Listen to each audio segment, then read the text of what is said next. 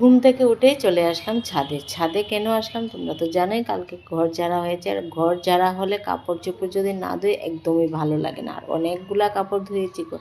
আর যেহেতু আমাদের ছাদে কাজ চলছে সেই জন্য কাপড় মেলার অনেক অসুবিধা। দেখো আমাদের ফুল গাছগুলো সবগুলো ওই পাশের বাড়ির ছাদে দেওয়া হয়েছে। আর যদি কাজ শেষ হয় তাহলে তো টাঙানো হবে দড়ি। আর দেখো এত এত কাপড় সবগুলা ওয়ালে দিয়েছি। আর তোমাদের দেখাচ্ছি কত কাপড় দেওয়া হয়েছে। আজকেও কিন্তু অনেক কাপড় দেওয়া হবে।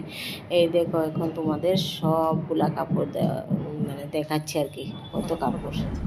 আরও তো বাকি রয়েছে আজকে, বিশেষ করে কম্বলটা মানে এটা ঢুকিয়ে রাখতে পারছি না। কম্বলটা এত ভারী, ধোয়া যায় না একা। এটা কালকে ধুয়ে দিয়ে দিল আর কি। এদিকে আর ওয়ালের মধ্যে সব সব এই যে বেড কাভারগুলো দিয়েছি, কিন্তু বাতাসে রাখছে না গো, কী করবো ভেবে পাচ্ছি না। দেখো সবগুলো উড়িয়ে উড়িয়ে নিচ্ছে এইগুলো।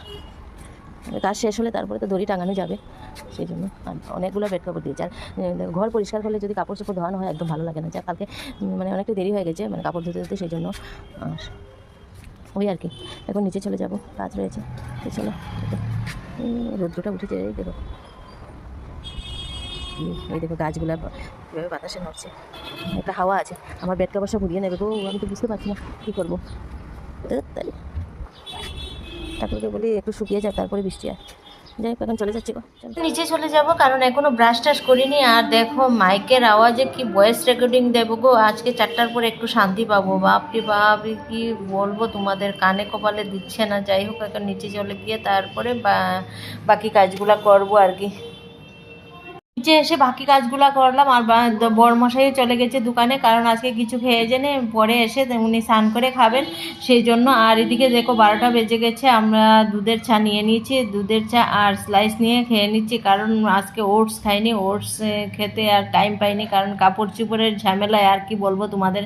আর যতক্ষণ না শুকায় ততক্ষণ আমার মাথা গরম হয়ে যায়, কি মানে কখন আটাবো কাপড়গুলা, সেই জন্য আর কি। যাই হোক খাওয়া দাওয়ার পরে তারপরে আরও তো বাকি কাজ আছে গো। আর দেখো আজকে কি কি রান্না করেছি তোমাদের দেখাচ্ছি গো, দেখো দেখতে থাকো। তাহলে বর ডালিয়া দিয়ে খেয়ে গেলো, পাটপাতা বড়া করলাম কয়টা। আর এখানে এই যে এটা হলো শীতল চাটনি, এখনই করেছি গো শীতল চাটনিটা, কারণ পাঠিয়েছে না করলেও পাইনি। আর এখানে ডিম রান্না করলাম আজকে। আর ডিমের মধ্যে আজকে দেখো নিউ স্টাইলের রান্না আজকে, মানে 4টা না 5টা মাছ ছিল। আমার বর বলছে ওটার মধ্যে দিয়ে দিও মাছটা, কারণ উনি ডিম খেতে একদমই ভালোবাসেন না, সেই জন্য মাছটা দিয়ে দিলাম। আর এখানে আমার জন্য করেছি সকালবেলা বেগুন, টমেটো, পেঁয়াজ, রসুন দিয়ে একটু যে কী লোটে শুটকির ভর্তার মতো করেছি আর কি। আমার খুব ভালো লাগে, আমার ডাল আর এই যে এটা দিয়ে খাবো আমি, ডিমটি কমেও খাবো না। আর এখানে আজকে করেছি মুগ ডাল, এই দেখো। আর এখানে বরের ভাতটা বসিয়ে দিলাম এই যে। আর আমাদের ভাত আজকে সকালবেলায় রান্না করে নিয়েছি। কাপড়গুলো সব ধুয়ে দিয়েছি না, আর এগুলো কিছু